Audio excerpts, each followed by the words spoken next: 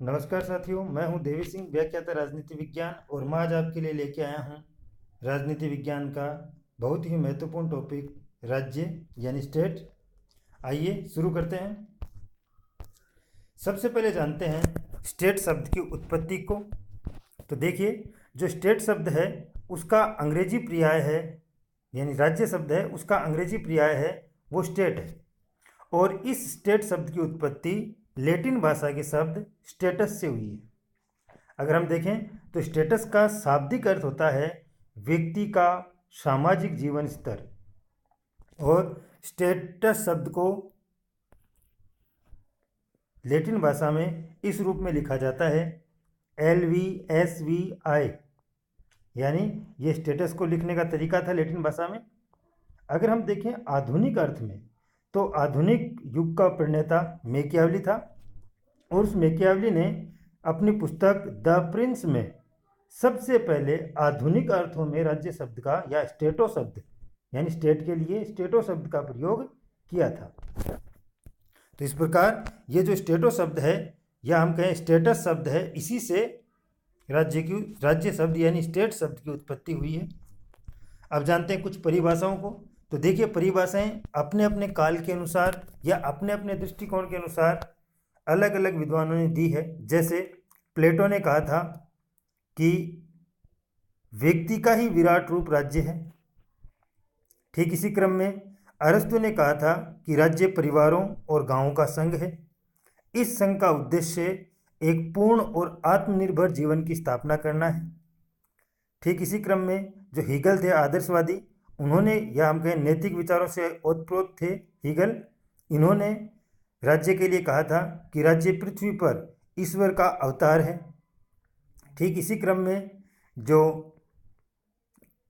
नैतिकतावादी कहें या आदर्शवादी कहें ग्रीन है, इन्होंने कहा कि मानवीय चेतना स्वतंत्रता पर आधारित है, स्वतंत्रता अधिकार में निहित है, और अधिकार है वो राज्य की मांग करते हैं। तो इस प्रकार मानवीय चेतना ही राज्य की उत्पत्ति का एक स्रोत है।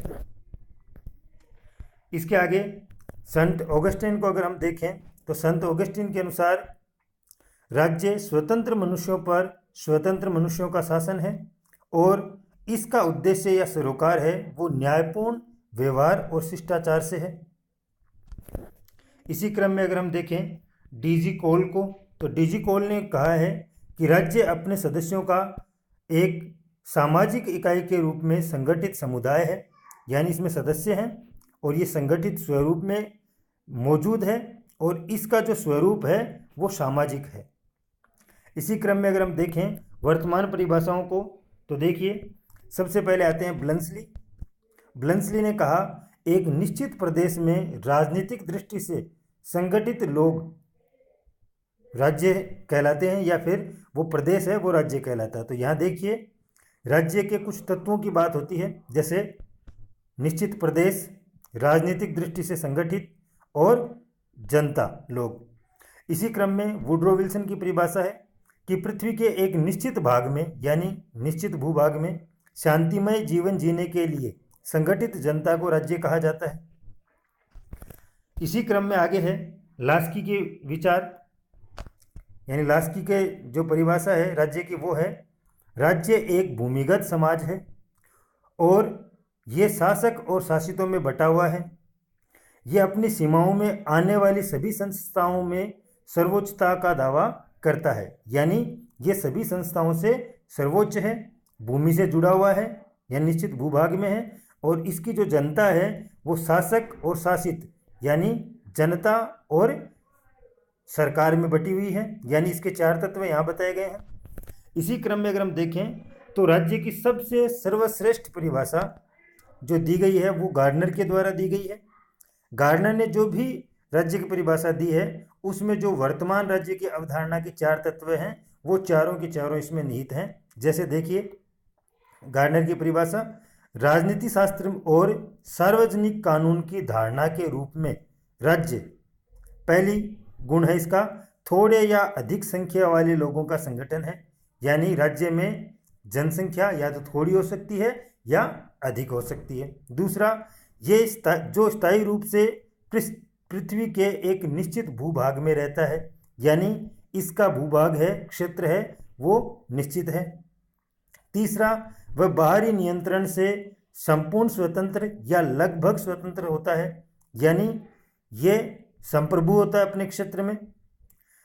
और चौथा इसका गुण बताया है, या हम कहें परिभाषा का ही चौथा भाग है कि इसकी एक संगठित सरकार होती है, उस सरकार के पास संप्रभुता होती है जिसकी आज्ञा का पालन जनता स्वभाव से करती है। तो गार्डनर की जो परिभाषा है वो राज्य के चारों तत्वों को बताती है, यानी गार्डनर की परिभाषा राज्य के संबंध में सर्वश्रेष्ठ परिभाषा कहलाती है। आइए इसके आगे देखते हैं, राज्य की अगर हम परिभाषा देना चाहें तो वो क्या होगी। तो राज्य की जो परिभाषा हम बना रहे हैं वो इस प्रकार है कि राज्य एक संस्था है जिसमें जनसंख्या निवास करती है। ये निश्चित भूभाग में फैला हुआ क्षेत्र है। यहाँ व्यवस्था चलाने के लिए सरकार होती है। ये सरकार आंतरिक और बाहरी रूप से पूर्णतः स्वतंत्र होती है और इस सरकार के आदेश जनता सहर्ष स्वीकार करती है, यानी इसमें राज्य के सभी गुण विद्यमान हैं। तो देखिए अब बात करते हैं इसी से राज्य के तत्वों की। तो जैसे हमने पहले देखा, जनसंख्या राज्य का प्रथम आवश्यक तत्व है, दूसरा भूभाग, तीसरा सरकार और चौथा संप्रभुता। तो इस प्रकार राज्य के चार तत्व हैं, पहला है जनता, दूसरा भूभाग, तीसरा सरकार और चौथा संप्रभुता। आइए जान लेते हैं इन चारों ही तत्वों के बारे में। तो सबसे पहला आता है जनसंख्या। तो देखिए, जैसा कि राज्य एक मानव समुदाय है, इसलिए बिना जनसंख्या के या बिना मानवों के इसकी कोई कल्पना नहीं की जा सकती। यदि मान लो कोई प्रदेश है जो निर्जन है, वहाँ कोई भी मानव नहीं रहता है, तो उसको राज्य की संज्ञा नहीं दी जा सकती। इसी क्रम में देखें तो गार्डनर के अनुसार राज्य के अस्तित्व के लिए जनता रूपी भौतिक तत्व की निरपेक्ष आवश्यकता है, यानी बिना जनता के राज्य का अस्तित्व नहीं है। अब जान लेते हैं कि राज्य में कितनी जनसंख्या होनी चाहिए। तो वर्तमान परिदृश्य को अगर हम देखें तो वर्तमान जो राज्य है, राष्ट्र राज्य की अवधारणा है, उसमें निश्चित जनसंख्या के कोई मापदंड नहीं है। लेकिन अगर हम बात करें पुरातन विचारों की या परंपरागत सिद्धांत के विचारों की, तो उस समय प्लेटो, अरस्तु और रूसो ने जनसंख्या को निश्चित करने के विचार दिए थे, यानी जनसंख्या के निश्चित मापदंड प्रस्तुत करने के प्रयास उन्होंने किए थे। जैसे प्लेटो के अनुसार राज्य की जो जनसंख्या है वो 5040 होनी चाहिए, श्रेष्ठ जनसंख्या। इसी क्रम में अगर हम बात करें, रूसो ने आदर्श जनसंख्या बताई थी 10,000, लेकिन साथ ही इन्होंने कहा था कि राज्य की जनसंख्या और भूमि में एक निश्चित अनुपात होना चाहिए, यानी सामान्य राज्य के लिए अगर आदर्श स्थिति देखें तो 10,000 की जनसंख्या आदर्श है, लेकिन 10,000 नहीं है, उससे कम या ज़्यादा है, तो जनसंख्या का अनुपात भूमि के साथ होना चाहिए, यानी जैसी भूमि हो उसी अनुपात में जनसंख्या हो, विपरीत जिस अनुपात में जनसंख्या हो उसी अनुपात में राज्य के पास भूमि हो। इसी क्रम में अगर हम देखें अरस्तु का विचार, तो अरस्तु का मानना यह था कि राज्य की जनसंख्या इतनी अधिक होनी चाहिए कि राज्य आत्मनिर्भर बन सके, यानी उसके पास जो ह्यूमन पावर है, मानव शक्ति है, वो पर्याप्त मात्रा में होनी चाहिए। लेकिन उसका साथ ही ये भी मानना था कि उस समय नगर राज्य प्रचलित थे, नगर राज्य का आकार छोटा होता था, इसलिए उसकी जनसंख्या इस प्रकार से कम होनी चाहिए कि वहाँ शासन व्यवस्था को सही से चलाया जा सके, यानी शासन व्यवस्था कायम रखी जा सके, इसके लिए कम जनसंख्या होनी चाहिए, लेकिन इतनी भी कम न हो कि वह आत्मनिर्भर न बन सके। आइए इसके बाद में देखते हैं, साथ ही अगर वर्तमान परिदृश्य को देखें तो जनसंख्या अधिक होना या कम होना कम मायने रखता है। जनसंख्या में गुणात्मकता होना, यानी जनसंख्या है वो क्रियाशील हो, ये आवश्यक माना गया है। अब जानते हैं दूसरे तत्व के बारे में। तो देखिए दूसरा तत्व है इसका भूभाग, ये राज्य का अनिवार्य तत्व है। अगर हम बात करें 19वीं सदी की, तो 19वीं सदी में कलुम्बर नाम का एक विचारक था जिसने राज्य के लिए एक निश्चित भूभाग का होना आवश्यक माना था। अगर हम बात करते हैं भूभाग की, तो यहाँ केवल और केवल जमीन नहीं है, भूभाग नहीं है, इस भूभाग में विद्यमान सभी प्राकृतिक और भौतिक संसाधन भी इसी भूभाग में सम्मिलित माने जाते हैं, जैसे नदियाँ, पहाड़, खनिज संसाधन जो भी इस भूभाग में विद्यमान है वो सभी इस भूभाग में सम्मिलित माने जाते हैं। यानी भूभाग का यहाँ तात्पर्य जमीन नहीं है, जमीन के साथ साथ जो भी प्राकृतिक और भौतिक संसाधन हैं वो सभी इस भूभाग में सम्मिलित माने जाते हैं। इसके बाद में बात करते हैं तीसरे तत्व की। तो देखिए, सरकार है वो राज्य का तीसरा तत्व है। सरकार है वो राज्य के संगठन का प्रतीक है, साथ ही ये राज्य का अमूर्त रूप कहलाता है तथा राज्य की इच्छा की अभिव्यक्ति कहलाता है। अगर बात करें सरकार के अंगों की, तो सरकार के 3 अंग होते हैं: व्यवस्थापिका, कार्यपालिका और न्यायपालिका। इन तीनों अंगों के आपसी संबंधों के आधार पर 2 प्रकार की शासन प्रणालियां या हम कहें सरकार के रूप सामने आते हैं। पहला है संसदीय स्वरूप।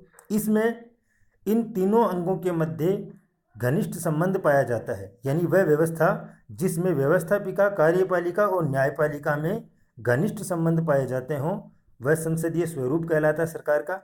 ठीक इसी क्रम में अगर हम देखें कि इन तीनों अंगों में आपस में शक्ति पृथक्करण किया गया हो, अलग अलग कार्य क्षेत्र निर्धारित कर दिए गए हों तथा घनिष्ठ संबंध का अभाव हो, तो ऐसी स्थिति में वह सरकार का रूप कहलाता है अध्यक्षीय। अब बात करते हैं राज्य के परम आवश्यक तत्व प्रभुसत्ता की या संप्रभुता की। इसको राजसत्ता के रूप में भी कई जगह परिभाषित किया गया है। प्रभुसत्ता राज्य का प्राण तत्व है और राज्य की सर्वोच्च शक्ति है। अगर किसी राज्य के पास प्रभुसत्ता नहीं है तो वह इसके अभाव में राज्य नहीं बन सकता है। प्रभुसत्ता 2 प्रकार की होती है, एक आंतरिक प्रभुसत्ता और दूसरी है बाह्य प्रभुसत्ता।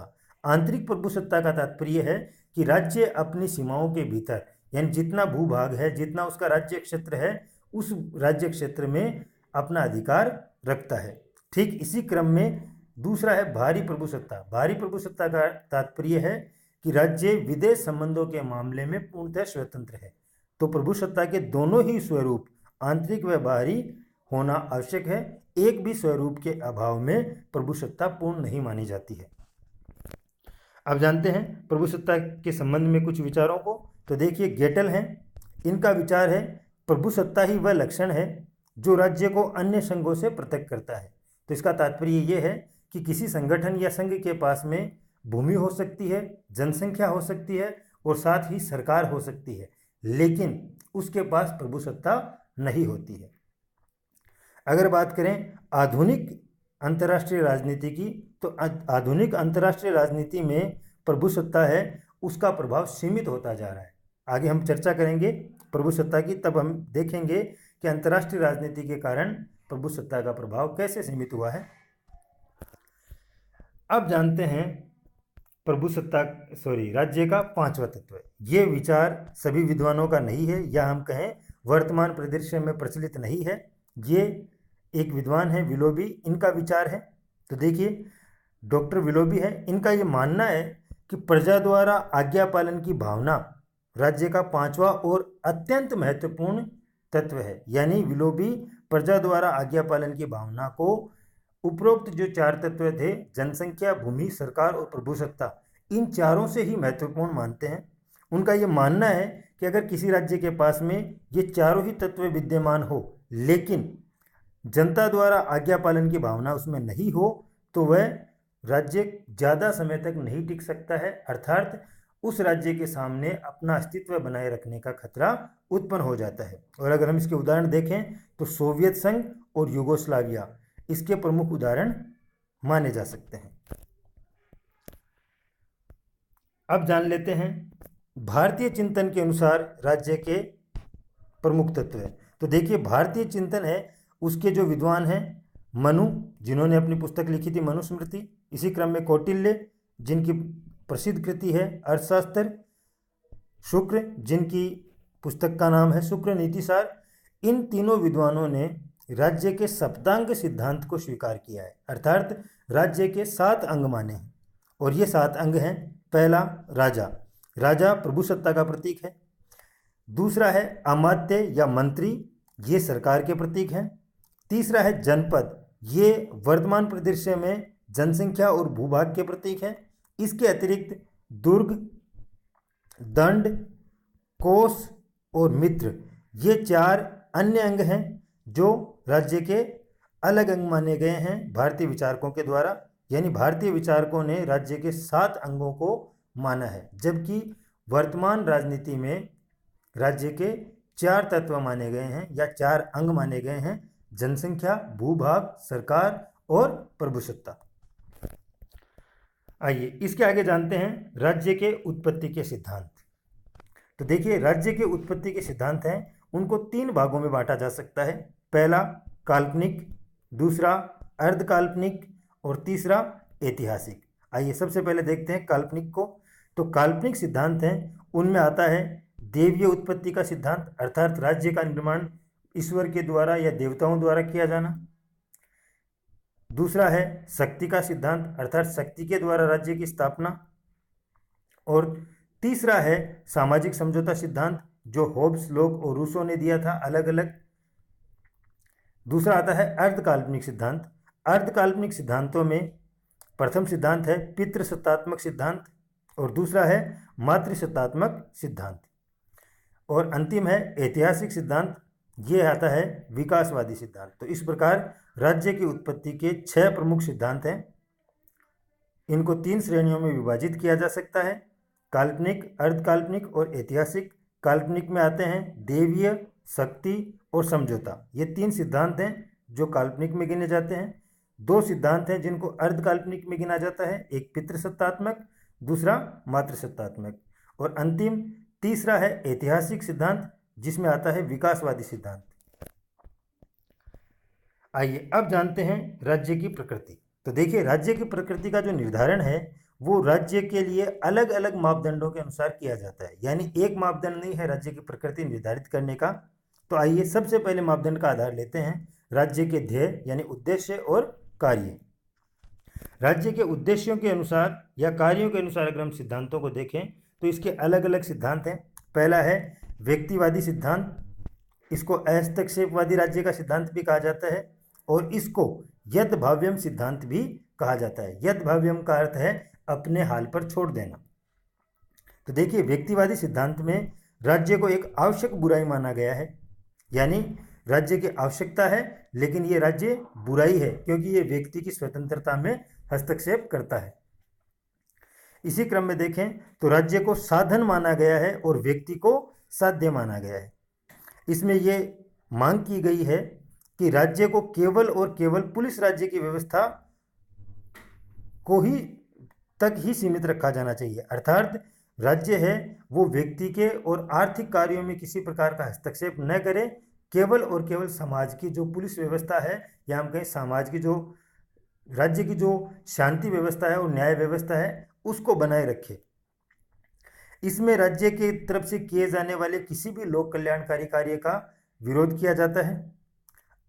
इसके समर्थक हैं जॉन लॉक, जो उदारवाद के जनक कहलाते हैं या कहें व्यक्तिवाद के जनक कहलाते हैं। बेंथम, स्मिथ, स्पेंसर, ये सभी व्यक्ति हैं, ये व्यक्तिवाद के समर्थक हैं।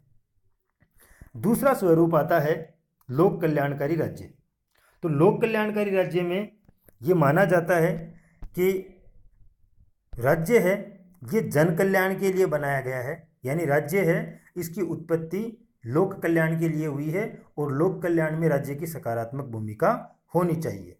और लोक कल्याणकारी राज्य के समर्थक हैं लास्की, मिल, ग्रीन, हॉबहाउस, हॉबमैन, इनके बारे में आगे भी हम पढ़ेंगे।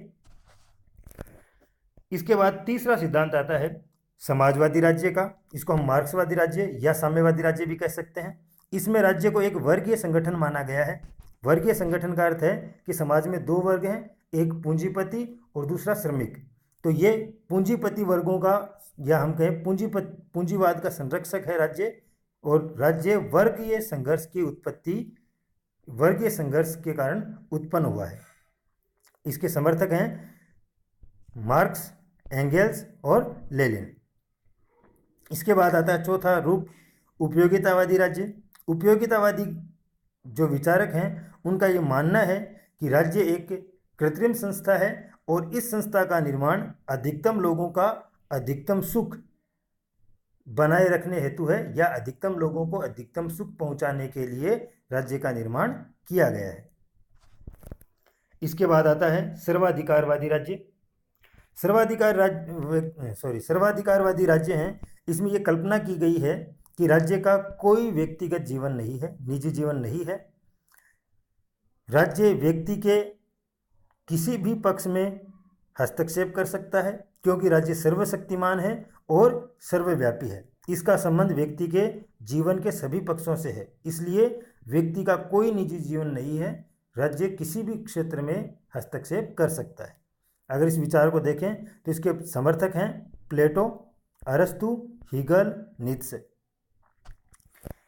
इसके आगे देखते हैं दूसरा दृष्टिकोण, जिसको कानूनी दृष्टिकोण कहते हैं। इसमें यह माना गया है कि राज्य एक कानूनी संस्था है, यानी वैधानिक संस्था है। इसका कार्य है कानून का निर्माण करना और उस कानून का क्रियान्वयन करना। इसके समर्थक हैं विलोबी, बेंथम, ऑस्टिन और हेनरी मैन। विलोबी का मानना है कि राज्य वह राजनीतिक व्यक्ति है या सत्ता है जो कानून बनाने की शक्ति रखता है, अर्थात राज्य को ही कानून बनाने का अधिकार है। इसी क्रम में देखते हैं अन्य समुदायों से संबंध के आधार पर। तो देखिए, अन्य समुदायों के साथ संबंध के आधार पर राज्य के दो स्वरूप प्रचलित हैं। ये दोनों ही स्वरूप संप्रभुता से जुड़े हुए हैं। एक है एकात्मवादी। इसका अर्थ है कि राज्य है वो सभी समुदायों में, सभी संगठनों में सर्वोच्च है, अर्थात सारी शक्तियां उसके पास है और बाकी सारे संगठन इस राज्य के पास या हम कहें राज्य के अधीन है। दूसरा जो विचार है वो है बहुलवादी। बहुलवादी में ये माना गया है कि जैसे अन्य संगठन विद्यमान है समाज में, ठीक उसी प्रकार से राज्य भी विद्यमान है, अर्थात राज्य समुदायों का समुदाय न होकर समुदायों में से एक समुदाय है। इसके आगे जानते हैं आर्थिक दृष्टि से। तो देखिए, आर्थिक दृष्टि से दो स्वरूप निर्धारित किए जाते हैं इसके। उदारवादी, जिसको हम व्यक्तिवादी भी कह सकते हैं या अहस्तक्षेपवादी भी कह सकते हैं या फिर नव उदारवादी भी कह सकते हैं। इसके बारे में हमने पहले अध्ययन कर लिया था। ठीक इसी क्रम में देखें तो दूसरा है समाजवादी, साम्यवादी या मार्क्सवादी। इस पर भी हमने पहले चर्चा कर ली है। इसके बाद आता है जैव या यांत्रिक दृष्टि, यानी सजीव या निर्जीव के रूप में अगर हम देखें तो पहला सिद्धांत आता है राज्य का जैव सिद्धांत, जिसको आंगिक सिद्धांत या सावयव सिद्धांत के रूप में जाना जाता है। इसमें राज्य की तुलना एक सजीव के रूप में मानव से करी जाती है, यानी मानव शरीर से अगर राज्य की तुलना की जाती है तो वो सिद्धांत सावयव या आंगिक या जैव सिद्धांत कहलाता है। जैसे प्लेटो का कथन, राज्य व्यक्ति का विराट रूप है, अर्थात जैसा व्यक्ति है उसका बड़ा आकार राज्य है। इसी क्रम में ब्लंसली का कथन देखिए, इसमें कहा गया है कि राज्य है वो मानव शरीर का हूबहू रूप है, यानी राज्य ठीक वैसा ही है जैसा मानव शरीर है। अगर देखें रूसो, तो रूसो का ये मानना है कि जिस तरह मनुष्य की इच्छा होती है वैसे ही राज्य की भी इच्छा होती है। मनुष्य इच्छा से प्रेरित है तो ठीक उसी क्रम में राज्य भी इच्छा से प्रेरित है। इसी क्रम में देखें तो होब्स है, उसने राज्य को राजनीतिक सावयव, यानी ऐसा शरीर जो मनुष्य की भांति है लेकिन वो राजनीति से या राज्य से जुड़ा हुआ है, तो राज्य को राजनीतिक सावयव के रूप में संज्ञा दी है। सावयव सिद्धांत है वो राज्य को एक नैतिक संस्था के रूप में भी देखता है और इसमें यह माना गया है कि व्यक्ति साधन है जबकि राज्य साध्य है। ये व्यक्तिवाद का विपरीत स्वरूप मानते हैं राज्य को। इसके आगे आता है यांत्रिक सिद्धांत। यांत्रिक का अर्थ है राज्य मानव निर्मित है। ये एक मशीन है जिसका निर्माण है वो मनुष्य के लिए या मनुष्य की भलाई के लिए किया गया है। इसमें राज्य साधन है और व्यक्ति साध्य है। राज्य इच्छा की अभिव्यक्ति है। इच्छा किसकी?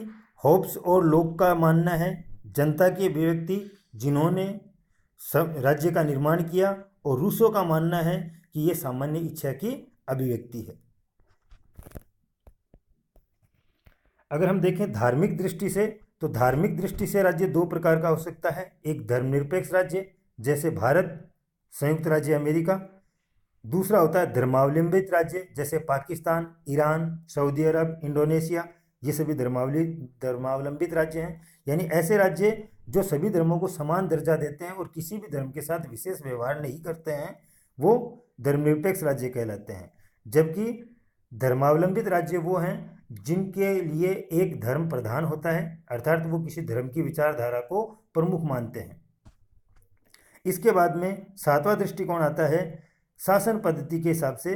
तो शासन पद्धति दो तरीके की हो सकती है, एक लोकतंत्रात्मक यानी जहां जनता द्वारा निर्वाचित सरकार कार्य करती है, और दूसरा है अधिनायक तंत्र, जहां जनता द्वारा निर्वाचित या फिर शक्ति के आधार पर सत्ता पर काबिज होने वाला व्यक्ति अपनी मन मर्जी से शासन करता है। आइए अब जानते हैं राज्य के कार्यों को। तो देखिए, राज्य के कार्य हैं, इनको दो भागों में बांटा गया है, एक अनिवार्य कार्य और दूसरा ऐच्छिक कार्य। अनिवार्य कार्य प्रत्येक राज्य के लिए अनिवार्य हैं और इनके आधार पर किसी भी राज्य की तुलना दूसरे राज्य के साथ नहीं की जा सकती है। जैसे बाह्य आक्रमणों से रक्षा करना, आंतरिक शांति और व्यवस्था को कायम रखना, कानूनी न्याय का प्रबंधन करना। कानूनी न्याय का तात्पर्य है कि कोई व्यक्ति उत्पात मचाए या फिर कोई गलत कार्य करे तो उसको दंड देना। ठीक इसी क्रम में राजस्व एकत्रित करना, कानून का निर्माण करना, उसका संशोधन करना, कानून का क्रियान्वयन करना और दूसरे राज्यों के साथ संबंध स्थापित करना, ये सभी राज्यों के लिए अनिवार्य कार्य हैं और ये सभी राज्यों को करने पड़ते हैं। इसके बाद में आते हैं ऐच्छिक कार्य, और ऐच्छिक कार्यों के आधार पर ही राज्य का निर्धारण होता है, यानी राज्य की प्रकृति या राज्य के स्वरूप का निर्धारण होता है। तो देखिए, जैसे शिक्षा की व्यवस्था, सफाई और सार्वजनिक स्वास्थ्य की व्यवस्था, व्यापार व उद्योग धंधों पर नियंत्रण, मनोरंजन की सुविधाएं उपलब्ध करवाना, समाज सुधार करना, यातायात का प्रबंधन करना, भारी उद्योगों का संचालन करना, ये सभी ऐच्छिक कार्य हैं। ऐच्छिक कार्यों का कोई निश्चित मापदंड नहीं है, लेकिन इन्हीं के आधार पर राज्य के प्रकृति और स्वरूप का आकलन किया जाता है। जैसा कि मैंने बताया अभी कि ऐच्छिक कार्य ही हैं जो राज्य के स्वरूप का आकलन करते हैं, और दूसरा, ऐच्छिक कार्यों का कोई निश्चित मापदंड नहीं है, ये देश, काल, परिस्थिति और शासन पद्धति के अनुसार बदलते रहते हैं। अब जानते हैं राज्य के कार्य सिद्धांतों को। तो देखिए, सबसे पहले देखते हैं उदारवादी, व्यक्तिवादी या अहस्तक्षेपवादी राज्य। जैसा कि पहले चर्चा करी हमने, ये लोग राज्य को एक आवश्यक बुराई मानते हैं, ये व्यक्ति को साध्य और राज्य को साधन मानते हैं, और इनका ये मानना है कि राज्य का कार्य क्षेत्र सीमित होना चाहिए। इसी पक्ष में फ्रीमैन का कथन है कि वही सरकार सबसे अच्छी है जो न्यूनतम शासन करती है, अर्थात राज्य का कार्य क्षेत्र सीमित होना चाहिए और उसे व्यक्ति के कार्यों में हस्तक्षेप नहीं करना चाहिए। इसी क्रम में देखें तो उदारवाद की ही देन है, ये उदारवाद व्यक्तिवाद की देन है, अहस्तक्षेप की नीति, इसे लेसे फेयर कहते हैं, और लेसे फेयर का समर्थन किया था एडम स्मिथ ने। इनकी पुस्तक का नाम है वेल्थ ऑफ नेशंस, और इसमें कहा गया था कि राज्य को अहस्तक्षेप की नीति पर चलना चाहिए, अर्थात राज्य को आर्थिक क्षेत्र में और व्यक्ति के कार्यों में किसी प्रकार का हस्तक्षेप नहीं करना चाहिए। इसके बाद में बात करते हैं दूसरे सिद्धांत की, योग्यतम की उत्तरजीविता। हर्बर्ट स्पेंसर हैं, इन्होंने डार्विनवाद का प्रतिपादन किया राजनीति में या हम कहें अर्थनीति में। इसमें इन्होंने राज्य द्वारा किए जाने वाले कल्याणकारी कार्यों की आलोचना की है। साथ ही इन्होंने कहा है कि राज्य को मुक्त बाजार व्यवस्था अपनानी चाहिए। मुक्त बाजार व्यवस्था को अदृश्य हाथ के रूप में, यानी ऐसी शक्ति जिसके द्वारा विक्रेता और क्रेता दोनों ही अपनी क्षमता के अनुसार लाभ कमा सकें, उसको अदृश्य हाथ की कल्पना मानी गई है। और इसमें ये माना गया है कि प्रत्येक व्यक्ति को अपनी क्षमता के अनुसार लाभ लेने के अवसर मिलने चाहिए, और इस स्थिति में राज्य का किसी प्रकार का नियंत्रण नहीं होना चाहिए।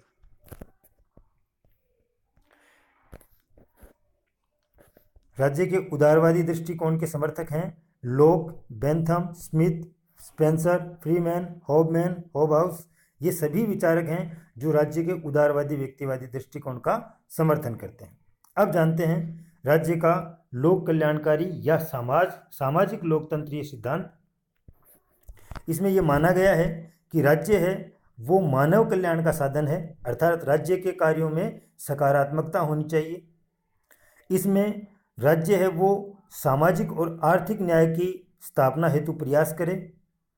राज्य के सामाजिक लोकतांत्रिक सिद्धांत या लोक कल्याणकारी राज्य का जो सिद्धांत है, इसके प्रमुख समर्थक हैं Mill, Green, Hobhouse, Laski, MacIver, Tawney, Keynes, Galbraith और होबमैन।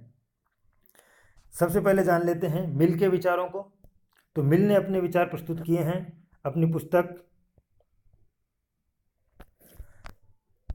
प्रिंसिपल ऑफ पॉलिटिकल इकोनॉमी में। इसमें इन्होंने प्रतिनिधि शासन और स्व विषयक कार्यों में इन्होंने प्रतिनिधि शासन का समर्थन किया है और राज्य के द्वारा स्व विषयक कार्य हैं उनमें व्यक्ति को पूर्णतः स्वतंत्रता देने का समर्थन किया है। इसमें माना है मिल ने कि राज्य को केवल और केवल पर विषयक कार्यों में हस्तक्षेप करना चाहिए। अर्थात मिल है दो प्रकार के कार्य बताता है। एक स्व विषयक, ऐसे कार्य जिनका प्रभाव स्वयं व्यक्ति पर पड़ता है, जैसे धर्म की उपासना, अध्ययन करना या खेल खेलना, रुचि अनुसार कार्य करना, ये सभी स्व विषयक कार्य कहलाते हैं और इन पर राज्य का किसी प्रकार का नियंत्रण नहीं होना चाहिए। लेकिन मिल कहता है कि राज्य को पर विषयक कार्यों में हस्तक्षेप करना चाहिए, जैसे ऐसे कार्य जिनका प्रभाव दूसरे व्यक्तियों पर पड़ता है। मिल का ये मानना था कि राज्य की उत्पत्ति का कारण है वो व्यक्ति की स्वार्थ सिद्धि नहीं है, अर्थात व्यक्ति के स्वार्थों की पूर्ति के लिए राज्य का निर्माण नहीं किया गया है। इसमें राज्य की जो उत्पत्ति है उसके पीछे व्यक्ति की सकारात्मक इच्छा है, यानी राज्य का निर्माण है वो व्यक्ति की सकारात्मक इच्छा से हुआ है, न कि व्यक्ति के स्वार्थ पूर्ति के लिए। और राज्य ने मिल ने अपने उपयोगितावाद के आधार पर अधिकतम लोगों के अधिकतम सुख का साधन राज्य को माना है। अब जान लेते हैं ग्रीन के विचारों को। तो ग्रीन का ये मानना है कि राज्य का जो प्रमुख कार्य है वो व्यक्ति के सामने आने वाली बाधाओं में बाधा बनना है, अर्थात उन बाधाओं को दूर करना है जो व्यक्ति के जीवन में आती है। इसके साथ ही जो राज्य है वो व्यक्ति के लिए नैतिक विकास की आवश्यक परिस्थितियों को भी बनाए रखने का कार्य करेगा। तो इस प्रकार ग्रीन ने राज्य के लिए दो कार्य बताए हैं, एक व्यक्ति के लिए आने वाली बाधाओं में बाधा बनना और दूसरा ऐसी परिस्थितियों का निर्माण करना या उन परिस्थितियों को बनाए रखना जिनमें व्यक्ति अपना नैतिक विकास कर सके। ग्रीन ने व्यक्ति के जीवन में तीन बाधाओं को माना है, यानी कल्याण के सामने जो तीन बाधाएं आती है वो है अज्ञानता, जिसको अशिक्षा कह सकते हैं, दूसरा है गरीबी और तीसरा है नशाखोरी। इसके बाद जानते हैं होबहाउस के विचार। तो होबहाउस की पुस्तक का नाम है एलिमेंट्स ऑफ सोशल जस्टिस। इसमें इन्होंने राज्य के दो कार्य बताए हैं। पहला कार्य है वो नैतिक विकास से संबंधित है, अर्थात राज्य को ऐसी परिस्थितियों का निर्माण करना चाहिए जिससे मनुष्य अपने मन और चरित्र का विकास कर सके। दूसरा कार्य इन्होंने बताया है कानून व्यवस्था बनाए रखना या नागरिक स्वतंत्रताओं को नियमित करना। इसमें होबहाउस का मानना है कि ऐसी परिस्थिति बनाए राज्य या फिर ऐसी व्यवस्था करे जिससे एक व्यक्ति दूसरे व्यक्ति के अधिकारों और स्वतंत्रताओं का हनन न कर सके। इसके पश्चात जानते हैं लास्की के विचार। तो लास्की ने राज्य के लोक कल्याणकारी स्वरूप का समर्थन किया है। इसमें लास्की का मानना है कि राज्य को आर्थिक विषमता दूर करने के लिए कर प्रणाली लागू करनी चाहिए, साथ ही जो उद्योग धंधे हैं उन पर भी नियंत्रण करना चाहिए। कर प्रणाली और उद्योग धंधों पर नियंत्रण के लास्की ने तीन लाभ बताए हैं। पहला लाभ है कि निरंतर पूर्ति बनी रहेगी, अर्थात पूर्ति की निरंतरता रहेगी, साथ ही जो भी उत्पाद बनेगा उसका उचित मूल्य लिया जाएगा, अर्थात मूल्य निर्धारण का कार्य भी राज्य करेगा। और तीसरा, जो वस्तु या उत्पाद बन रहा है उसकी गुणवत्ता सुनिश्चित की जा सकेगी। इसके बाद जानते हैं मैकाइवर के विचार। तो देखिए यहाँ मैकाइवर की हम दो पुस्तकों की चर्चा करने वाले हैं। पहली पुस्तक है the modern state. Modern state में मैकाइवर ने सेवाधर्मी राज्य का समर्थन किया है, अर्थात राज्य के लोक कल्याणकारी स्वरूप का समर्थन किया है और ये माना है कि राज्य का जो प्रमुख कर्तव्य है वो व्यक्ति की सेवा करना है, अर्थात व्यक्ति का विकास करना है। और दूसरी पुस्तक है इनकी द वेब ऑफ गवर्नमेंट। इसमें इन्होंने माना है कि कला, संस्कृति, साहित्य और धर्म के क्षेत्र में राज्य को किसी भी प्रकार का हस्तक्षेप नहीं करना चाहिए। केवल और केवल आर्थिक पक्ष में न्याय संगत हस्तक्षेप करना चाहिए, अर्थात कर प्रणाली और उद्योगों पर नियंत्रण को मैकाइवर ने भी समर्थन दिया है। इसके बाद जानते हैं टोनी को। तो देखिए टोनी के विचार हैं, इनकी पुस्तक का नाम है द एक्विजिटिव सोसाइटी। इसमें इन्होंने माना है कि पूंजीवाद है वो धन इकट्ठा करने की प्रवृत्ति को जन्म देता है, इसलिए इन्होंने पूंजीवाद का विरोध किया है। इसी क्रम में जो टोनी हैं उन्होंने लोकतांत्रिक समाजवाद का समर्थन किया है और इस लोकतांत्रिक समाजवाद का आधार मार्क्सवाद न होकर नैतिकता है। अब जानते हैं होबमैन के विचार। तो देखिए होबमैन की पुस्तक का नाम है द वेलफेयर स्टेट। इसमें इन्होंने कहा है कि जो लोक कल्याणकारी राज्य की धारणा है वो साम्यवाद और व्यक्तिवाद में एक समझौता है, अर्थात साम्यवाद और व्यक्तिवाद के बीच की जो कड़ी है, बीच की जो लाइन है, वो लोक कल्याणकारी राज्य है। आइए अब जानते हैं लोक कल्याणकारी राज्य से संबंधित कुछ फैक्ट यानी कुछ जानकारियों को। तो देखिए लोक कल्याणकारी राज्य है, इस शब्द का सबसे पहले प्रयोग किया था आर्क बिशप टेम्पल ने। इनकी पुस्तक का नाम है सिटीजनशिप और चर्चमैन, यानी इनकी पुस्तक का नाम है सिटीजनशिप और चर्चमैन। इसमें इन्होंने सबसे पहले लोक कल्याणकारी या कल्याणकारी राज्य शब्द का प्रयोग किया था और इस शब्द का प्रयोग इन्होंने अधिनायकों के सत्तावादी राज्य शब्द के विरोध में किया था। तो अर्थात जो लोक कल्याणकारी शब्द है उसका उत्पत्ति सत्तावादी राज्य शब्द के विरोध में आर्क बिशप टेम्पल द्वारा खुद की पुस्तक सिटीजनशिप और चर्चमैन में किया गया। अगर बात करें ग्रीन की, तो ग्रीन को कल्याणकारी राज्य की अवधारणा का अग्रदूत या प्रणेता माना जाता है, यानी ग्रीन के विचार ही सबसे पहले थे जिन्होंने कल्याणकारी राज्य की अवधारणा को जनता के सामने रखा। अब जानते हैं वर्तमान में कल्याणकारी राज्य की अवधारणा का विकास। तो देखिए कल्याणकारी राज्य की अवधारणा का विकास 20वीं शताब्दी के पूर्वार्ध में हुआ और इस पूर्वार्ध में जो आर्थिक मंदी आई थी, विश्वव्यापी आर्थिक मंदी, इसी के कारण कल्याणकारी राज्य की अवधारणा का विकास हुआ। इसमें कुछ अवधारणाएं पनपी। पहली अवधारणा है केयसवाद, जो कि 1936 इंग्लैंड में प्रचलित हुई। दूसरी है न्यू डील, जो 1933 से लेकर 1938 तक संयुक्त राज्य अमेरिका में पनपी। और ठीक इसी क्रम में सामाजिक सुरक्षा व्यवस्था, जो इंग्लैंड में बेवरिज रिपोर्ट के रूप में सामने आई। तो केयसवाद, न्यू डील और बेवरिज रिपोर्ट के कारण 20वीं शताब्दी के पूर्वार्ध में कल्याणकारी राज्य की अवधारणा को बल मिला। अब जानते हैं सबसे पहले कल्याणकारी कार्यों को। तो देखिए लोक कल्याण की दृष्टि से सबसे पहले जो कार्य शुरू हुए थे जर्मनी में 1983 से लेकर 1989 तक। उस समय राजा थे विलियम। इन्होंने सामाजिक बीमा योजना शुरू की थी और ये सामाजिक बीमा योजना सामाजिक सुरक्षा और लोक कल्याण से जुड़ी हुई योजना थी। इसके बाद जानते हैं न्यू डील को। तो देखिए न्यू डील है वो संयुक्त राज्य अमेरिका में आर्थिक मंदी के समय चलाई गई थी। इसके प्रणेता थे, या हम कहें उस वक्त जो नेतृत्व करता थे वो थे संयुक्त राज्य अमेरिका के राष्ट्रपति फ्रैंकलिन डी रूजवेल्ट। इसमें इन्होंने सार्वजनिक कार्यों की योजनाओं को एक क्रमबद्ध रूप से चलाया। ये सारे के सारे कार्यक्रम थे आर्थिक कार्यक्रम। इसमें इन्होंने रिलीफ, रिकवरी और रिफॉर्म, ये 3 शब्दों का सर्वाधिक प्रयोग किया और 3 शब्दों पर सर्वाधिक कार्य किया। इन तीनों शब्दों को राष्ट्रपति फ्रैंकलिन डी रूजवेल्ट ने 3 R's कहा था, यानी 3 R है, R for relief, R for recovery, R for reform.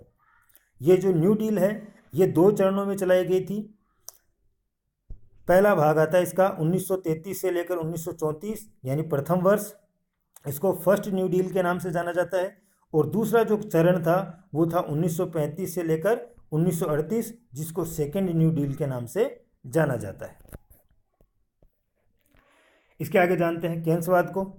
तो देखिए, केन्सवाद का जो पुस्तक है ये केन्स की खुद की पुस्तक है। केन्स नामक अर्थशास्त्री हैं, उनकी पुस्तक है। इसका नाम है the general theory of employment, interest and money. इसमें इन्होंने केन्सवाद का प्रतिपादन किया। और ये समय भी था 1936 का, जब इंग्लैंड है वो आर्थिक मंदी से गुजर रहा था। इसमें इन्होंने कहा कि आर्थिक क्षेत्र में पूंजीवाद को छोड़ दिया जाए, उदारवादी व्यवस्था को छोड़ दिया जाए और राज्य को हस्तक्षेप करना चाहिए।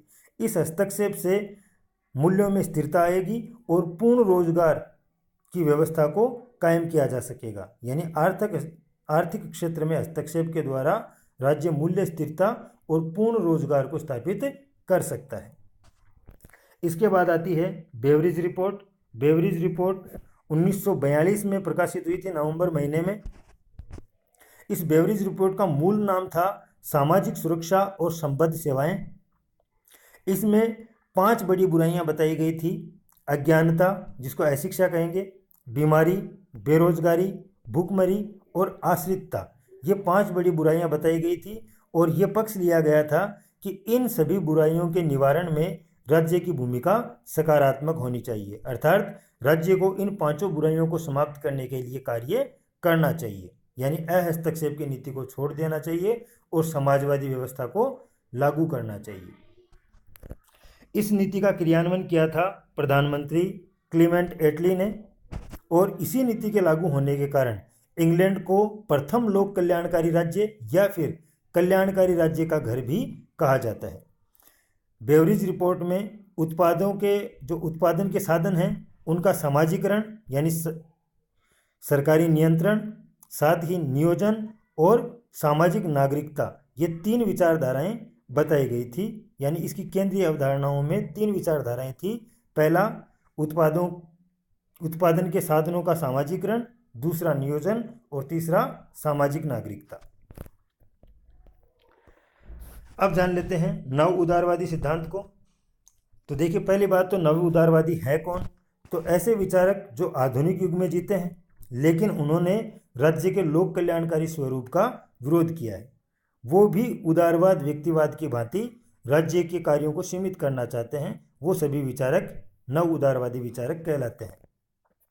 नव उदारवादी विचारकों को 2 श्रेणियों में बांटा जा सकता है। पहला है स्वतंत्रतावादी। स्वतंत्रतावादी विचारकों में आते हैं हैयक, बर्लिन, मिल्टन और रॉबर्ट नाजिक। इसी क्रम में अगर देखें समतावादी विचारक, तो समतावादी विचारकों में आते हैं जॉन रॉल्स और सीबी मैकफर्सन। आइए सबसे पहले जानते हैं हैयक के विचारों को। तो हैयक ने अपने विचार प्रस्तुत किए हैं अपनी पुस्तक द कॉन्स्टिट्यूशन ऑफ लिबर्टी में। इसमें इन्होंने कहा है कि राज्य का हस्तक्षेप है वो व्यक्ति की स्वतंत्रता में बाधक है, अर्थात राज्य को व्यक्ति की स्वतंत्रता में हस्तक्षेप नहीं करना चाहिए। इसलिए इन्होंने कीन्सवाद का भी खंडन किया, जैसे अभी हमने कुछ देर पहले पढ़ा केन्सवाद, उसका भी खंडन किया, अर्थात राज्य को सभी कामों में नियंत्रण नहीं अपनाना चाहिए। दूसरा, इन्होंने मुक्त बाजार व्यवस्था का समर्थन किया। इसी क्रम में जानते हैं दूसरे विचारक रॉबर्ट नॉजिक को। तो रॉबर्ट नाजिक की पुस्तक है अनार्की, स्टेट एंड यूटोपिया। इसमें इन्होंने कहा कि राज्य के कार्य सीमित होने चाहिए और ये कार्य केवल पुलिस राज्य की व्यवस्था तक होने चाहिए। इसमें इन्होंने न्याय का हकदारी सिद्धांत का प्रतिपादन भी किया और इस सिद्धांत में ये कहा कि राज्य को व्यक्ति की किसी भी संपत्ति व किसी भी कार्य में हस्तक्षेप नहीं करना चाहिए। ये हस्तक्षेप व्यक्ति की बिना मर्जी के नहीं किए जाने चाहिए। अब जानते हैं मार्क्सवादी सिद्धांत को।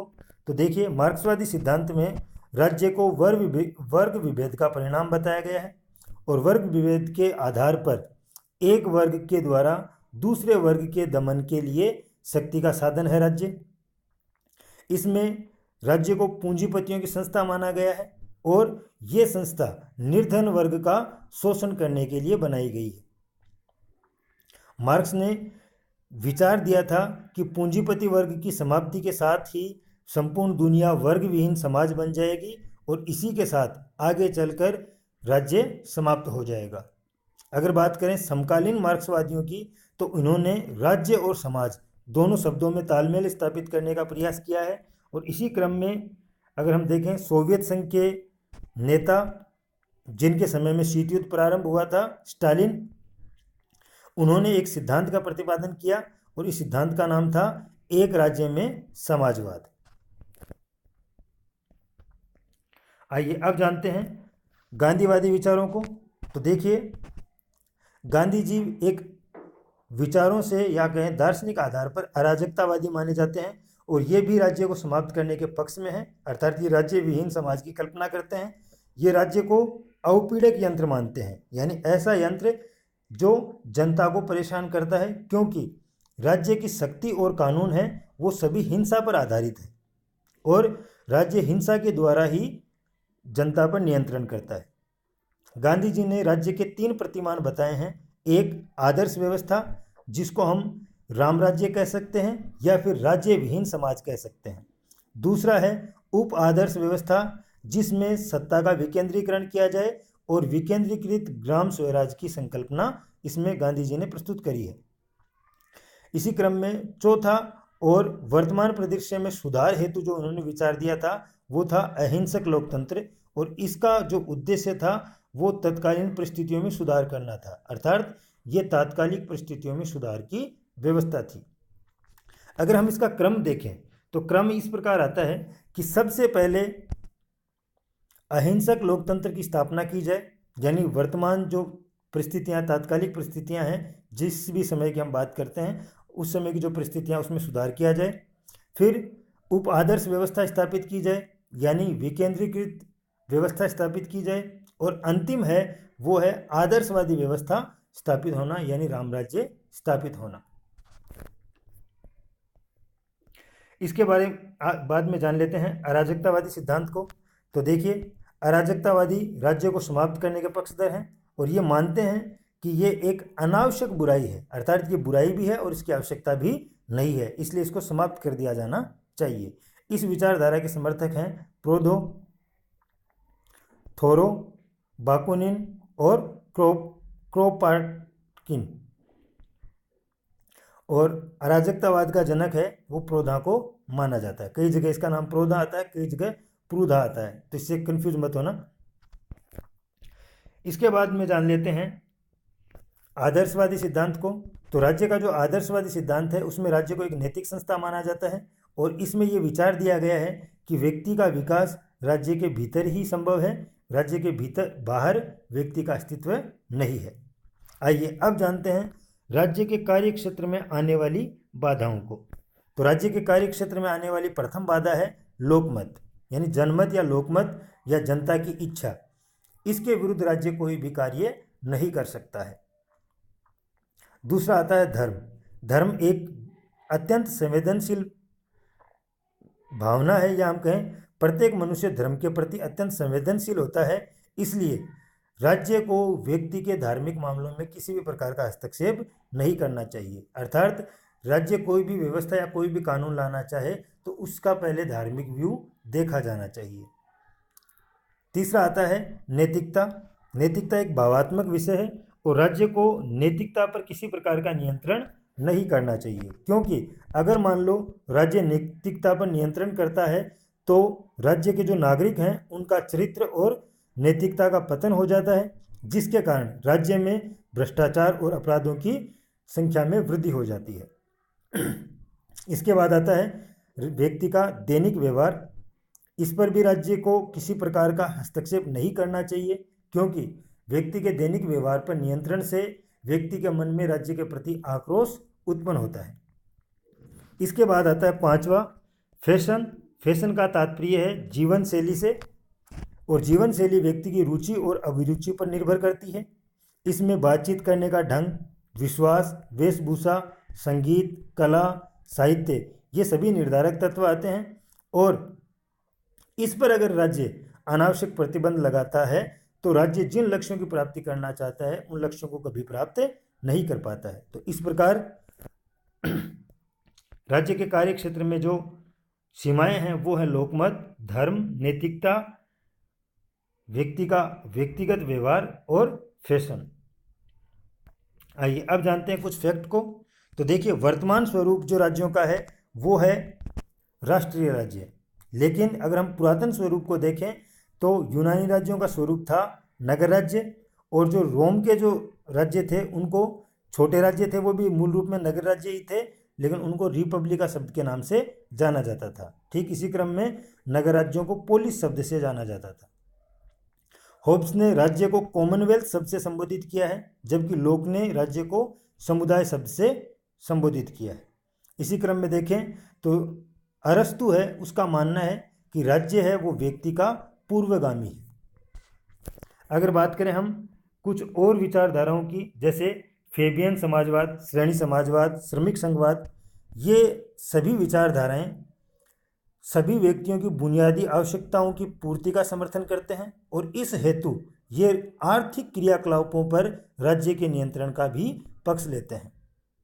अगर बात करें समुदायवादियों की, तो समुदायवादी हैं वो ये मानते हैं कि राज्य और समाज दोनों साथ साथ विद्यमान है, अर्थात ये सह अस्तित्व की धारणा पर चलते हैं। इनका मानना है कि राज्य की जो जवाबदेही है वो किसी एक व्यक्ति विशेष के लिए न होकर संपूर्ण समाज के लिए है, और इनका ये भी मानना है कि आर्थिक पक्ष पर नियंत्रण से ही सभी के हितों की पूर्ति की जा सकती है, अर्थात आर्थिक पक्ष पर राज्य का नियंत्रण होना चाहिए।